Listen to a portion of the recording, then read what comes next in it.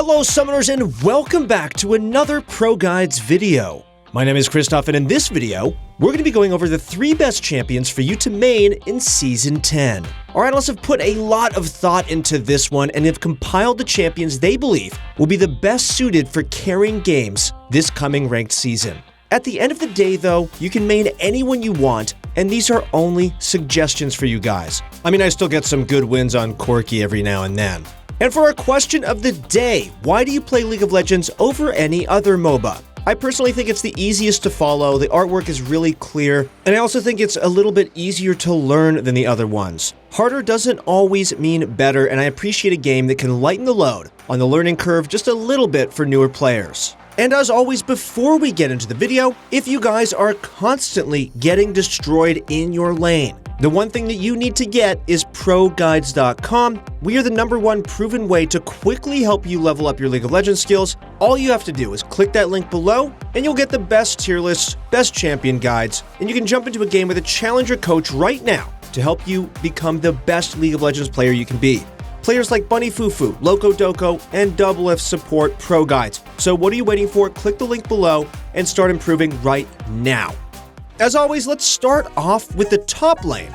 And we're going to be starting off with an interesting guy who I think we all know is going to be on this list, Mordekaiser. He is all the hype right now, and we definitely think you guys should consider maining him. Mordekaiser is such a powerful pick. He's universally a great pick because of everything that he brings to Summoner's Rift. High damage, tankiness, and a great amount of utility for his team.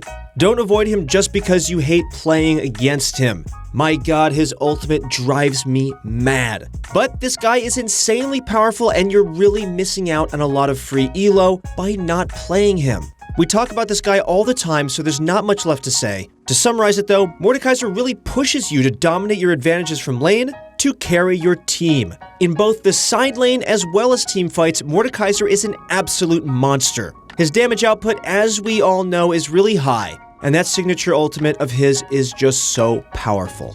Another great top lane choice is going to be Kled. Like many other Bruiser and Juggernaut top laners, Kled has benefited a lot from the changes to Conqueror. Regardless of whether or not they get nerfed, the shift of power from true damage into increased healing is a net positive change for him. Even though he won't do as well into tanks, the increased sustain is a huge boost to his power when unmounted. Extra sustain is essentially extra tankiness, which is very helpful when he's trying to get in every last auto attack possible in order to remount. He's an amazing champion at hard carrying games through roams, hard engages, and also from dominating his own lane. In spite of having a kit centered around fighting, and more fighting, Kled still brings a decent amount of utility to the table. He's one of the few champions who has grievous wounds built into his abilities, and his ultimate provides a burst of movement speed for his entire team.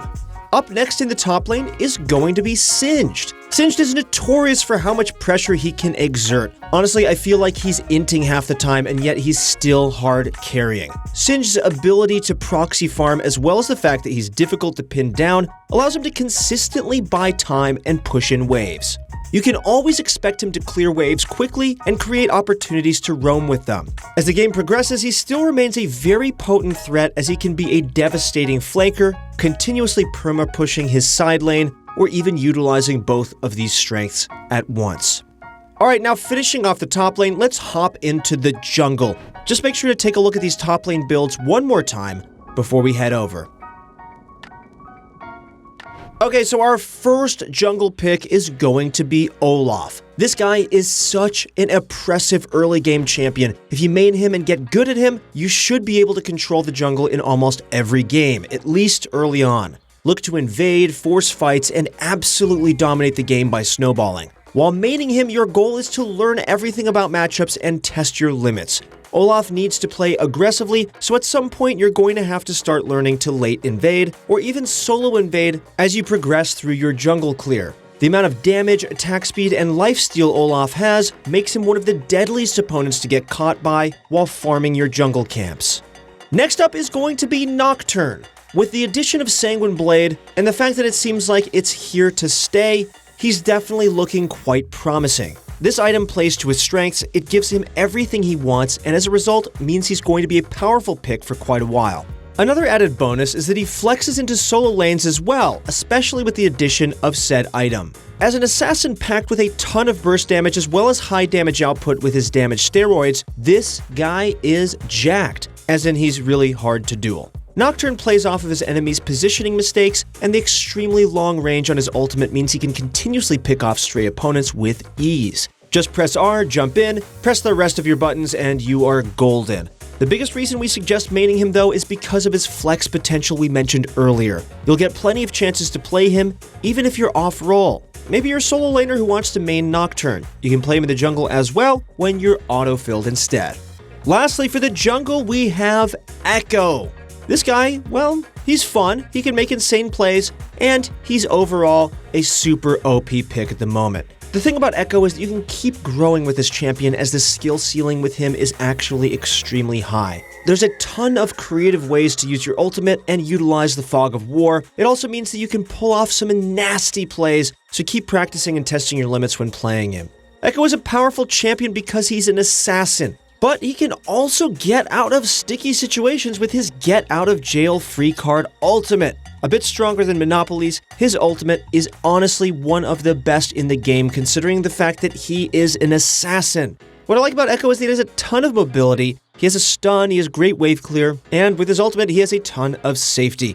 He's a bit more difficult, but the fact is that he packs so much of a punch, and his kit is full of tons of tools, so he should be a great pick for you guys this season. Okay, now before we get into the mid lane, check out some of those jungle builds one last time before we dive in.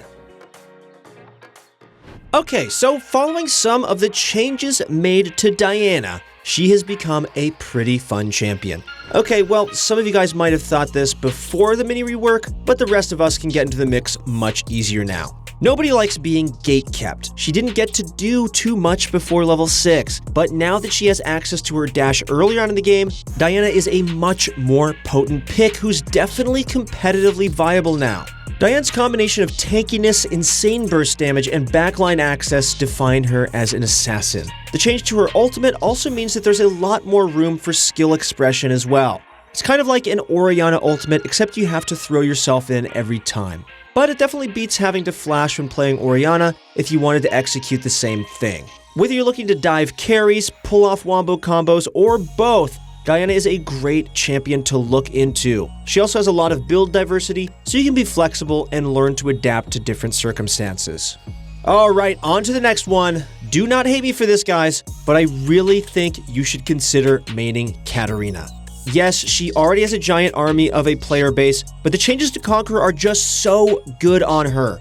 The extra ability power and sustain honestly makes her a little easier to play than before. She's still not the easiest by any means. You need to be quick, react to what you're given, and know when you can jump in and clean up fights. However, with how much damage she can do in such a short amount of time, Katarina is a great champion to pick up if you're looking to climb the ladder. Honestly, I never thought I'd be saying that. Her roams, kill pressure in some matchups, and team fighting makes her a champion that players have to always, and I mean always, be watching out for. Even from champion select, players have to be keen about what champion they're picking, and not many champions can demand that kind of respect. Okay, now the last champion in the mid lane is going to be your playful trickster, Fizz. He's slippery and has also managed to troll pull out of some nerfs recently. Fizz is a playmaker. Give him the ball and watch him score. He does insane damage, has some of the best mobility in the game, and is really annoying to play against because of how useful his E is. As both an offensive and defensive tool, that specific ability just lets him do so much and gives him kill pressure in so many situations you wish it wouldn't. While his all-too-famous Miss Ultimate and still one-shot you combo can be quite disgusting, don't think that you get there off his power alone. It does take some skill, some baits, and landing at least one of those sharks at some point in the game to get there. Alright, that wraps up our mid laners, so check out those builds one more time before we head into the bot lane. First up for bot laners, it should almost come at no surprise that Senna is an easy choice for us. I have a lot to say about her, so buckle up. Ever since her debut right before Season 9's conclusion, Senna has been a popular pick amongst pros, high elo players, and even many lower elo players as well. A utility carry that can be played as both marksman and support, Senna is a great addition to any bot lane or support player's champion pool. She's also a great champion to main because she covers all the bases. For one thing, she's fun, has a high skill ceiling, and has a versatile playstyle. You can always learn a thing or two and continue to improve throughout the game when you play her. I personally value the fact that she can flex across 2 roles very highly. Getting counterpicked is no fun and can really make it difficult to spam a champion. Since she has that role diversity, her position on a team is more ambiguous, and you can always ask to swap roles when necessary. Senna provides a lot as a champion as well. In spite of her role as a utility carry, Senna's damage output cannot be ignored. Infinite damage, range, and lifesteal scaling make her one of the most potent late-game champions in the entire game. Especially as the game gets more and more intense, you'll really appreciate the fact that you're playing one of the highest ranged marksmen in the game. With it, you can get a ton of free poke and also attack from very safe distances, which you wouldn't be able to do with other characters. This makes it a lot harder to dive Senna, as it's difficult to get into a good position to begin with.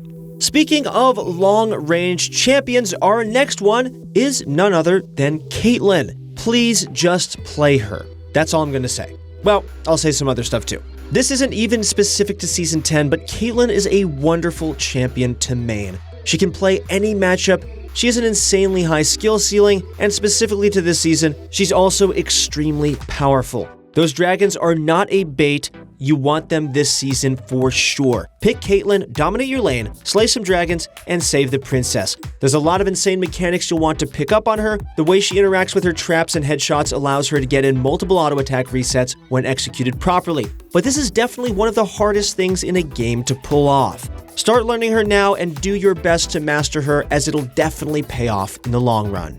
And if you guys are interested in mastering her or any of the champions on this list, go to ProGuides.com, where we have a ton of content to help you master your specific champion. And once you're done watching content, go find yourself a challenger coach who will dive in depth on how to master each champion. Okay, the next champion of the bot lane is going to be Ashe.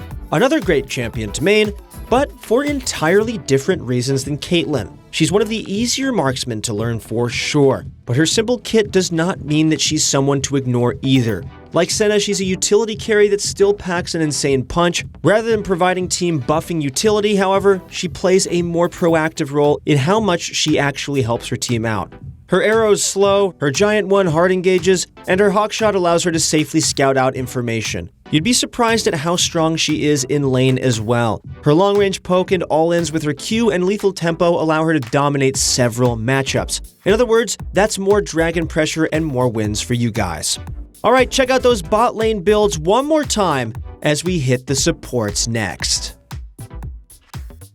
First up for our supports is going to be Nautilus. Yes, we admit that we're putting this guy here specifically just because he's OP as hell. There are plenty of other champions with a hook that are also great candidates to main. However, Nautilus specifically feels like the champion who's safest from nerfs. Not in the sense that he won't receive them, but rather that he'd be least affected by them. He has a lot more crowd control and his infamous point-and-click ultimate to boot. Even if his numbers are getting toned down, he can always be useful because of how much reliable lockdown he brings to the team. Pro tip, if you don't want to spend 500 gold on a stopwatch to dodge Nautilus's ult, you can also avoid it by dying before he hits you. Next up for our supports is going to be Janna. She's really not as easy as players make her out to be. Janna is fragile and takes good spacing and positioning to make sure you don't instantly die. For pretty much the entirety of League's existence, Janna has been a go-to pick for support players, with a decent number of them maining her. If you're the type of person who likes to babysit and hold your lane partner's hand, Janna is a pretty good fit for you. Although she's not the flashiest support, Janna is the type of champion that carries games in subtle ways. She makes sure things don't fall apart and makes the game much harder to play for her opponents. Janna has 2 disengaging abilities, her ultimate and her tornado, while her W allows her to slow an enemy, and her shield also provides bonus attack damage for an ally. Although she does lack in the offensive field, her defense and utility is nearly unmatched by any other support. This season, we anticipate a lot of all-out brawls, dives, and hard engages being part of most games. Janna thrives in these situations, so don't forget about her. Alright, now our final support pick and our final pick for this video is going to be Zyra. Yes, we just mentioned that there's going to be a lot of aggression this season, so Zyra is going to be another good answer to this. Her disengage and long range make her a great counter pick as she can zone off her enemies. As a mage support as well, Zyra is also able to take on more of a carry role for her team, especially if they're lacking magic damage. Even without many items, Zyra deals a lot of damage as a result of Liandry's Torment. She's definitely a great champion to pick up if you like to deal damage, but also prefer to play support. Alright, that's all the things you need to know before the season starts. Thank you guys so much for watching. Once again, if you guys want to master any of these champions, make sure to go to ProGuides.com and find yourself a challenger coach right now. It's a new year and a new decade for you guys. I have faith that all of you guys are going to get into your dream division this season. Just keep working hard and keep perfecting being the best you can be. That's it for the video. Thank you guys so much for watching. Good luck in your next few games, and we'll see you on the Rift.